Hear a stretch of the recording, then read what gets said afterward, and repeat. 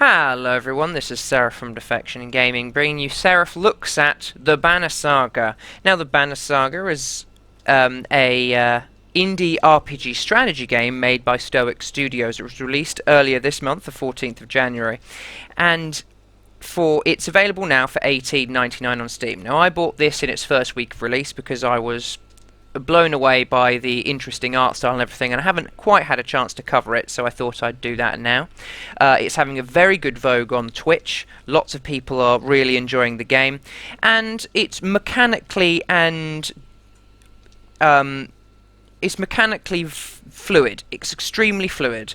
Everything looks like it is in a cartoon or an animation as it's happening. It doesn't look stagnant. It just looks very crisp and fluid, and it looks absolutely brilliant in that regard, which is one of the things which really impressed me about the game. The main thing that impresses me is the art and how absolutely fantastic that is. Now, if we go to... I'll just quickly show you the options before we start. It's quite basic. You've got a load, and you only have a single save file, which is, in my opinion, probably the game's biggest flaw. You've got basic, easy, normal or hard difficulty settings, a full screen or a windowed mode, and the opportunity to view the credits, and you can have the music and sounds on or off, and you can have closed captions on or off. So it is relatively basic in that regard, however it is still an interesting game. You've got load game, and you can go from last saved games, but it's very difficult to have it tends to have a single save file as you go through, and you can load previous versions of that save file. Now, here is your camp where you will be doing most of your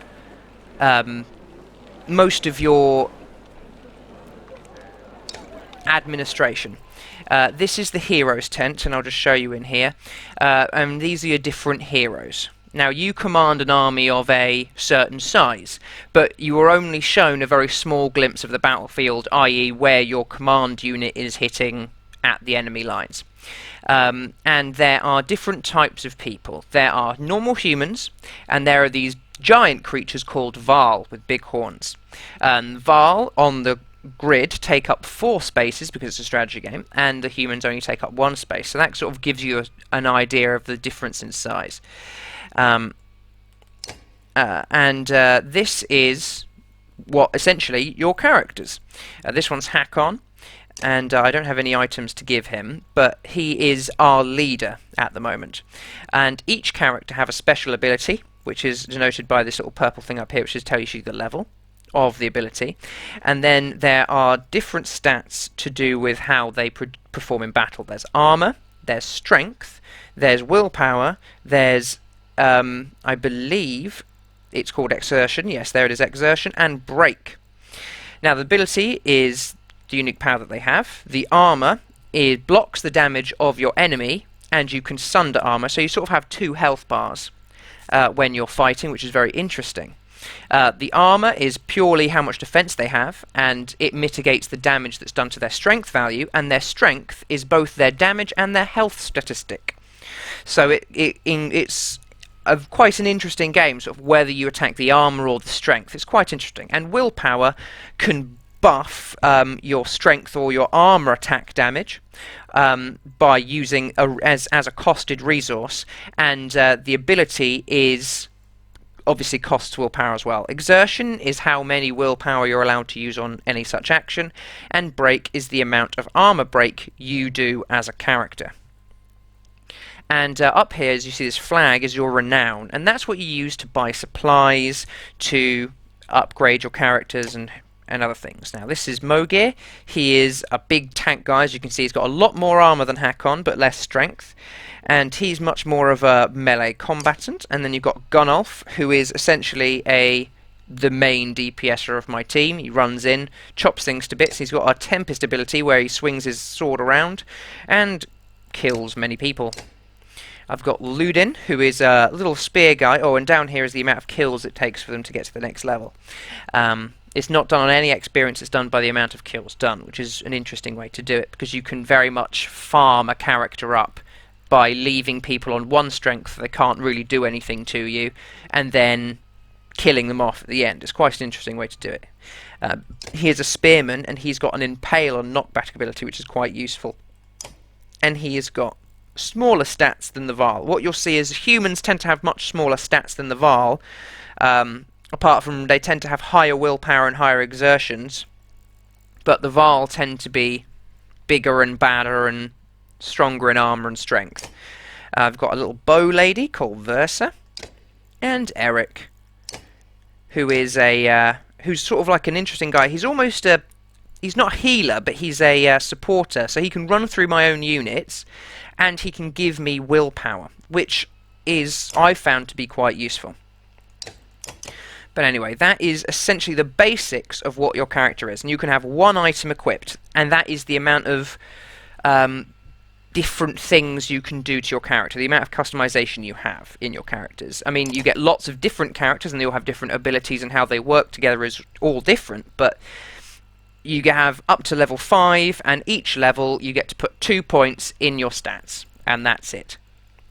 So you can really, there probably will be Wikipedia pages written about the best way to max your person and all those sorts of things, but just as it is, it's an interesting game. There's not a huge amount of customization, but there is a little bit, and with that comes sort of like how you effectively move your units and place them in the battlefield. So it is quite an interesting way to do it. I also have Bercy, who I'm not using right now. But that's sort of like the hero roster that I've got. Now, when you lose a hero in battle, they don't die, they're just wounded. And a couple of days needs to pass before you can continue to use them at their maximum strength. But you can still use them in a wounded state. The reason that's a sort of interesting mechanic is at the beginning it doesn't necessarily matter, because you've got, as you can see, I've got 67 days worth of supplies, so a couple of days off to rest my heroes and get my morale up isn't hard to do, and morale is gives you bonus willpower. But when it comes to later on in the game, where I've heard that there is very little resources going around, and you've really got to conserve your people, you've got to be much more careful in battle. So it sort of like helps you to baby step into the game, even on normal and hard difficulty at the start, but then much later on it will really try and kick your teeth in. I'm firstly going to show you the combat mechanics in the training tent, which is a basic tent where you can fight whatever you want, however you want, and you can level up your skill, not level up your skills, but you can see how a team will fight in the training tent and practice your strategies, but not actually hurt them or gain any experience. But it is in itself an interesting mechanic, so you can practice. As you can see, I've got these 3 Varl down here and this one guy up here. So what I think I'll do is I think I will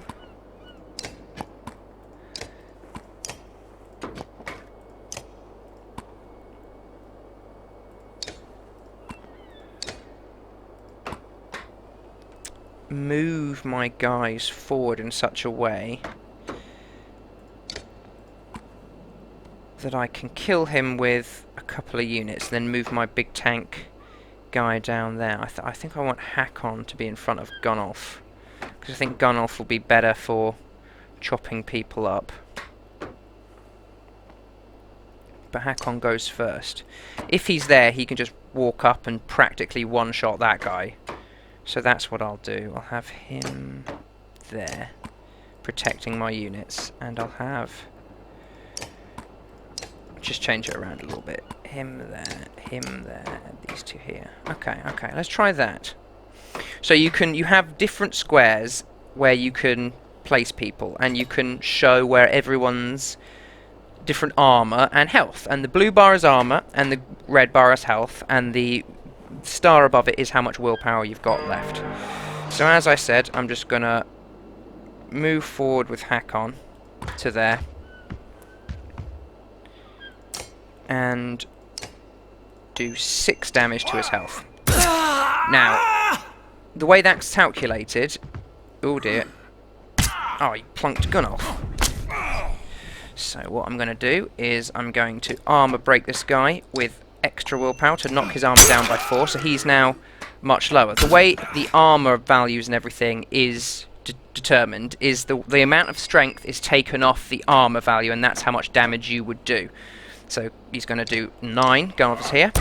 And the reason Gunnulf doesn't have any extra willpower points to spend is because he can't exert himself at the moment. He can come here and stab him, and because he requires levels, I might actually do that. Yeah. Oh, well, there's no point, but because I can't gain levels, but that's essentially it. And now he'll be moved forward, and Luton's going to get clobbered in the head. Yeah, 5 damage, ouch. Versa can do some damage to his armor, because he's got 16, it's quite high, so he'll take it out. It's his go, so he'll... Ooh, Hakon has lost a lot of armor now. I need to leave space for him to move forward to be able to attack. So what I will do is, if I move him all the way around here, I mean, that spends a lot of willpower, but he's got a lot of willpower, and he attacks. I lose even more willpower to knock his armor down by a huge amount. Oh, nuts. He's moved into that. Now, I can either... I should just kill him off. And then move round. Ow. Oh, now you can move there, because Luton's dead. And I'll lower his attack to make him less effective against him. Gunnulf has taken a lot, so he'll move around here. And just lower his armor a tiny bit for the rest of my guys to do it.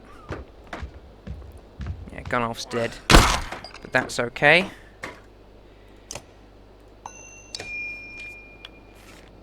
Because we're whittling them down. Well, Gunnulf's not actually dead yet, he's still alive, that's good. We'll have him move there. This guy.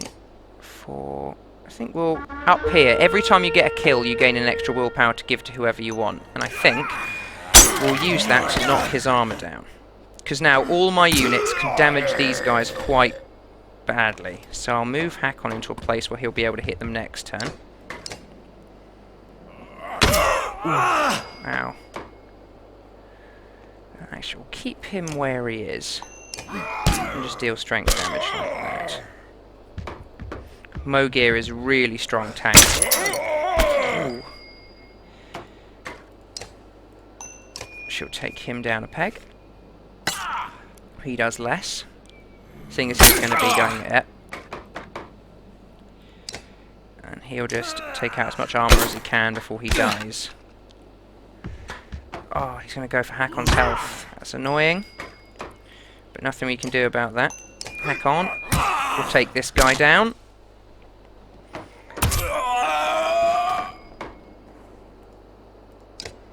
Oh no, he doesn't have any... Does I move him there and kill this one? Because now I enter pillage mode, which is where you now have more attacks than the enemy. So the turn order in the bottom left-hand screen changes so that you have all the next attacks, instead of it going your opponent, you, your opponent, you, your opponent, you, because that stops... If you leave a big boss till the end, that stops the big boss having a go, and then your small guy having a go, and then him essentially being able to walk around and stomp on all of your people. So it is a way to do it in a more fair way, because if you leave an overpowered thing till last, it can wreck all your underpowered, sort of less powerful things.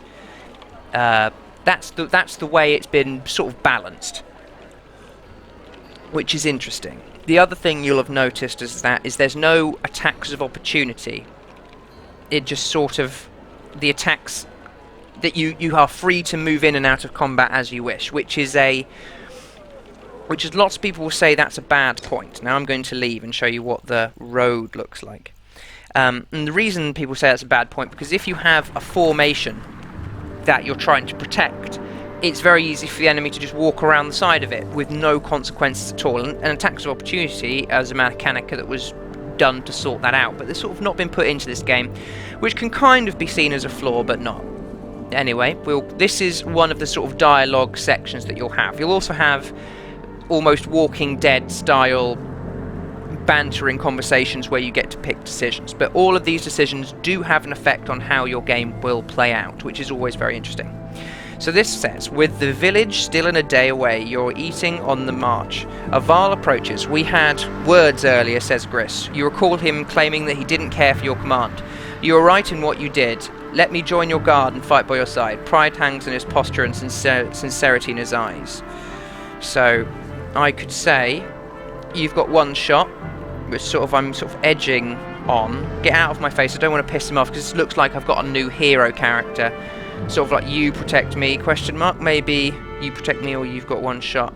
I think I'll go for you've got one shot. You tell him to report to Mogir. I don't sit in the back lines, make a mistake and you'll get your head caved in. Nobody will lose sleep over it. He nods and goes to speak with Mogir.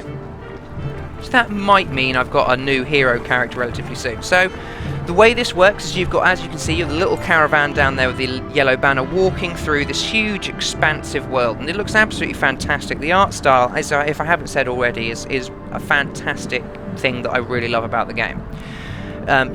You're close enough to hear a dredge rattling through the buildings below. The villagers seem to slither. Pull them out of the horses, Moga suggests. Slag can't resist an ambush. We'll have better luck in an open field. So, take the fight to them. You'll send the shield bangers forward and get their attention before long. The dredge have gathered, ready for a fight. So this is sort of like the war aspect.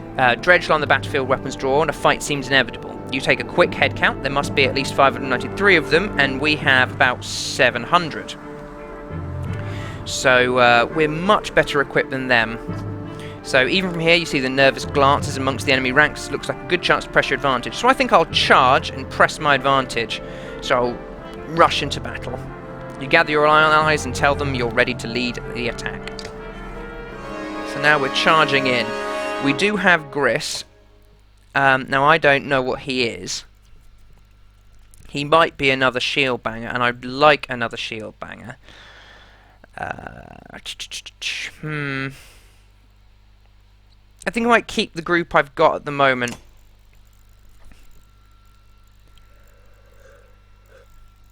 And we'll see where we go. I'd like to get to the point where I have 2 tanks.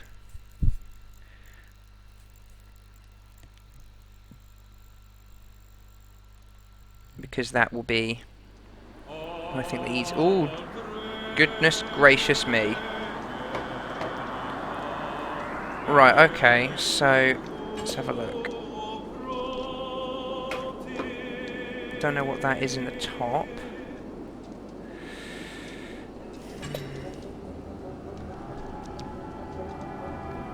Well, that's easily taken out.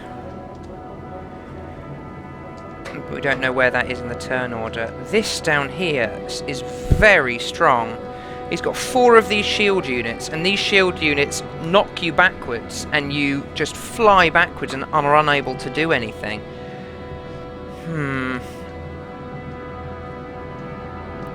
Now that's the big scary thing.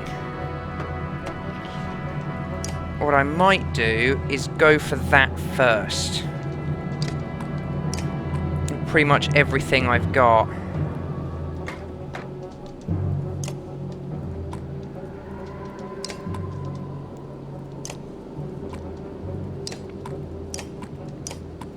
He'd move there, and then he'd move down there to hit it in the head and try and kill this, and then these 2 could move up here and take these 2, hopefully, and then we'll come back down and take this lot. That's what I think I'm going to do.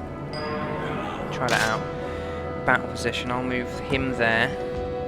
Attack that. Take him out in one blow. So he's gone. Enemy attack order. Now I've got Mogir. So this is the... Which one's that? Okay, so he's next after Mogir. So what I'll do... Yeah. He'll move... here. And bring the pain to him. lost full health, but he's lost 2 more armor now. I could move Gunnoff closer, but I can't get the fight on him yet. So what I'll do, move Gunnoff there, weaken him a bit, and then swing Gunnoff in to kill him in a little bit. I think that's the best thing to do. I think the best thing to do with him is to leg it away. So he can't just be one-shotted. If you move there, you can sunder his armor by a follow 3.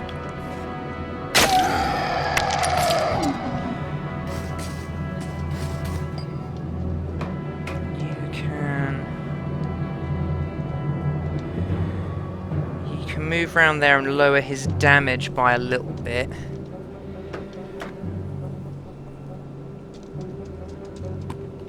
If I move him there, it means he can't get to my archer, so I will attack him there and take his damage down to 12, so he can't do as much, so he's not as scary as he was. You move there, hack on. Pretty much dump your willpower to kill him. So that's Hakon's 2 kills. Mogir. Now he's probably going to retaliate by attacking him. If I do 2, he's still got a 10. I think I should put all my willpower into making him much weaker. Okay, he's running away. And he's going to try and generate another person, which is not what I wanted him to do. So I'll move Gunnoff back, because those aren't weakened, because he hasn't got very much armor break. He's essentially a one-hit wonder. He can do... Can he finish it off all on his own? No. Need another damage on him. But he's nearly down. That's at least that. If I move her there, she is able to take him out. Just take him out. Right, she got a promotion, excellent. So, right, that's my runner. When's it his turn? He's after Mogir, so that's fine.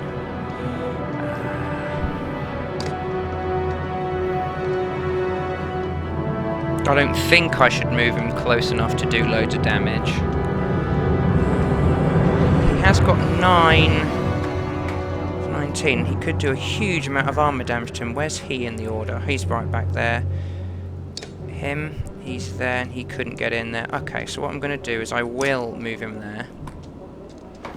I'll give him an extra willpower, so he can knock this guy's armor down to 15. And then he gets knocked backwards into him, which knocks his armor down a little bit. Now, Hakon. I don't really want to have Hakon...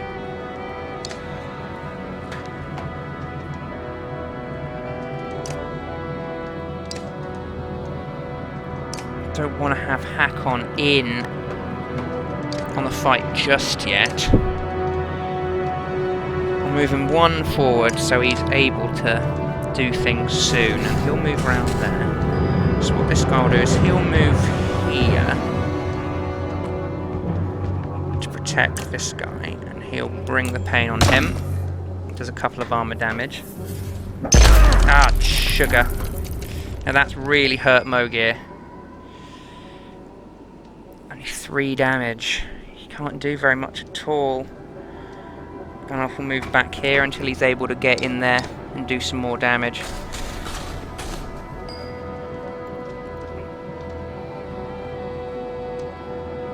Move Luton there.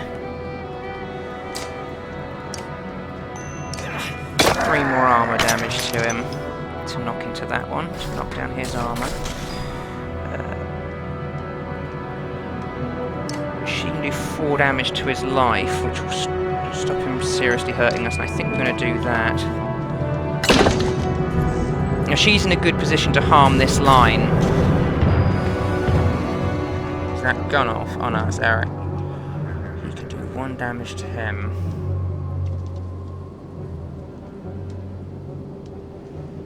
His armour isn't spectacular. You can move that. How much can you do? 1 damage to him. If I put him there, this guy would have to walk around. He wouldn't be able to touch Eric. We'll put Eric there. Give him a couple of willpower. 50% chance, no. To do that, which is a big hit. 3 armor to him. Well, we can just move around here and kill him now. He's down. Do a little, 4 damage, which was quite a bit. But we're fine with that. You can't bring the pain, so I'll give him the last willpower to bring the pain to this guy. Oh, not again! Good God. Right, we'll move Gunnulf around here. Now, Gunnulf is going to start coming into play in a minute, because he'll be able to walk in and chop something into bits. The Prince can do quite a bit of damage there. You can do 4 to him, which can be buffed up. How much willpower? He's got 2 willpower, so you can do 6 damage to him. You can lower that guy's armour. Still got 2 strong armour people. He is easy for Gunnulf to just go goodbye. So I think I might move this guy up here and start working on this thing's armour. Because then Gunnulf will just be able to walk in and, I think that's what I'll do. Work his armour. Put him down at 15. Should I knock these guys even lower? Oh. That's Mogir. Yeah, that's Mogir gone.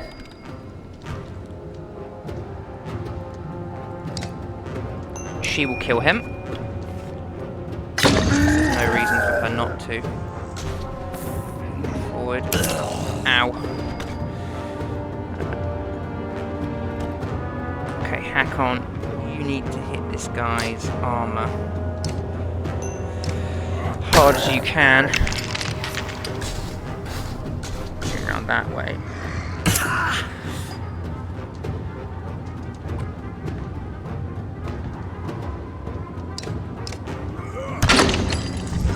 Strength damage. Does armor damage, good. All we can do is armor damage. I need to level him up so his armor damage does more. So essentially all I'm going to do is essentially keep him where he is and armor damage him.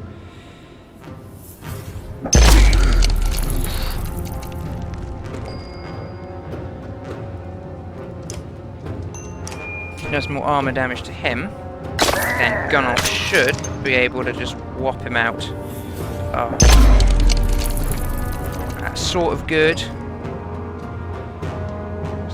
On the opportunity just to murder him outright, which is what I probably will do. God, he's getting so many kills. I think that's his 4th kill of this game.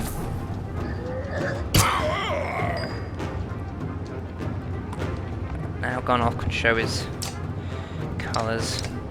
The problem with his no exertion and very low armour is because and very low armour sundering means that it's very difficult to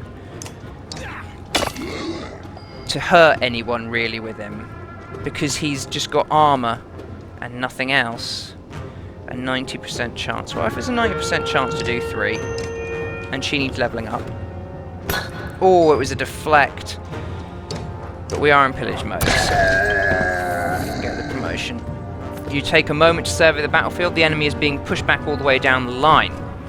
You could take this opportunity to pull back and leave combat immediately. On the other hand, chasing down more dredge would rally your fighters and save a few lives. I think I'm going to pull back before they regroup. We lost 7 fighters and 19 Val, but we killed 500 odd, so that's not bad. Got a couple of injuries, and we got 11 renown. Which is good. And as I said, renown's basically used to spend on everything. So what I'll do, the bodies blanket the area as though snow itself has turned black black and red. You walk between clusters of survivors taking account of your warriors. Eventually you cross paths with Mogir. This was a tough one, he says. Hope we don't face worse the further we go, but this could be a hint of things to come. You nod. Let's check out that village. The wounded are gathered and you head towards what's left of the village ahead. So what I'll show you quickly before I vanish into the distance is the promotions in the camp when you set up, because you can set up camp anywhere along this beautiful walking vista. And I'll also show you the map, which is which I find quite interesting. Now this is the map. This is only like a quarter of it, so this is or a fifth or an eighth, or a very small portion of the map. It goes on for ages, and it shows you and gives you lore on every of the little bits and pieces. The art style is absolutely fantastic. It reminds me of the maps you get in the front of fantasy books. It's really well designed and very just well presented and fantastically well thought out, and it's exactly what I want from a fantasy game. It might not be exactly what you want, but this sort of immersion in terms of lore and just seeing everything, like the Bratbrak Peaks. When first the Val warriors trudged north to discover new lands, the Bratbrak Peaks were thought to be the edge of the world. Their summits often disappear into the clouds, and unlike other mountain ranges, a pass-through was never found, and that is until the Val king Einar had a Bura Pass built, a bridge that takes 3 days to cross. It's it's just everything's got its own little piece of interesting. Everything's got its own little piece in the story, and it makes it all very worthwhile. In my opinion, I mean, lots of people might think, oh, it's just a map, but this is just a very good example of the style and everything that they've done to make it as enjoyable and beautiful as they can, which is why I enjoy it so much. Anyway, we'll come out of that and we'll set up camp quickly before we go on to the next fight. So I can just wrap up here by showing you how your heroes are promoted. Now, as you can see, Mogir, it can show you the result of the injuries. It takes him 3 days to heal, and he gets -3 strength in battle. So you can still play him. He still has the same amount of armor, but he'll have 3 less strength. So that's quite... because strength is the damage they deal and the health they have, so it can be quite dangerous. So what we'll do is we'll look at Hakon, we'll promote him. So the promotion... in this promotion, I can build higher stats, improve my ability, and increase my item rank. So, yes. The item rank is item rank is basically every item has a level associated with it. And if you get to level 5, you can use level 5 things. If you get to level 3, you can use level 3 things, and so on and so forth. So, that's just that. So, Hakon's ability is Sundering Impact. Sundering Warmaster hits even harder than an average warrior with no chance to miss. He can wreak havoc with an additional +1 strength and +1 break damage to the target, plus bonuses to heavy impact. Sundering Impact is best used when carefully positioned to impact as many enemies around the target as possible in a single strike. So it was rank 2 now, so it's +1 strength and +1 break to heavy impact. So I can, when I hit something, I do an extra armor damage and an extra strength damage, so that's pretty good. And I have 2 points to put into how good he can be. What I think I'm going to do is I'm going to put a point into his exertion, so he can really hit something really hard if he needs to. Actually, no, he's got 2. He's got 2. I think that's okay. I really think that's okay. I think what I might do is get his armor up to 10 and willpower. No, if I leave his willpower alone, I can do 2 full strength hits. So what I'll do is I'll give him an extra armor and an extra strength to make him a bit more lasting on the battlefield. I think, yeah. Versa under promotion. Now this is a normal promotion. She's only got build higher stats and increases her item rank. So it's at 1, 3, and 5 that they get their abilities. So what she will do is, I'm very tempted to just give her 3 armor sundering. And I think I will, because then she can stand at the edge of the battle and she can sunder lots of people's armour, while the other characters spend more time hitting the strength. So she'll be basically an armour sunderer, as well as Mogir, my tank. I think that's the best way to utilise her. So she can do 5 armour damage consistently, because she's got high willpower, and because she's a ranged unit she can get across. So I think that's a clever way to use those points. But anyway, I've been Serath from Defection Gaming. I really hope you've enjoyed my Serath looks at the Banner Saga. What I can say is this got an 81 in Metacritic. It's got an 81 score in Metacritic, and I think it's very, very fair. Downsides to the game, essentially you only have one real save file. It's very difficult to, you can't just load another save file and start a new game and things. It's got a very finicky auto save point, so you can save games, but you might end up overwriting your other save file because of the saving system with the auto saves. So, and there's no option to change that, so you are most likely going to be running one game at a time. So this means when I do a let's play of this, it will be the only game I'm running at the moment. So it'll be that's a fault, but not the worst thing in the world. I mean, when you play a game, you tend to only play it once, but it's more of an oversight. The multiplayer element of this game is a free download online, and it is essentially this, but with playing versus people instead of versus computer. It is essentially, it's free, so they didn't include it in this, and there are murmurings about including it later in the future, but that's potentially only rumours, so we can't really put any credit to that. Sometimes on the battlefield it's difficult to see where your units are and what they can do effectively, because you only have that one view. The battlefield is only rendered, I think, in one direction, which is why it makes it so fluid and brilliant in its actions. And those are really the only real downsides to the game, really. Apart from people who really like character customization won't really get much out of this game, but the characters are interesting and diverse, and there are plenty of dialogue options, quite humorous ones, such as the princes being annoying. You can punch him in the face, so you can do lots of humorous different things.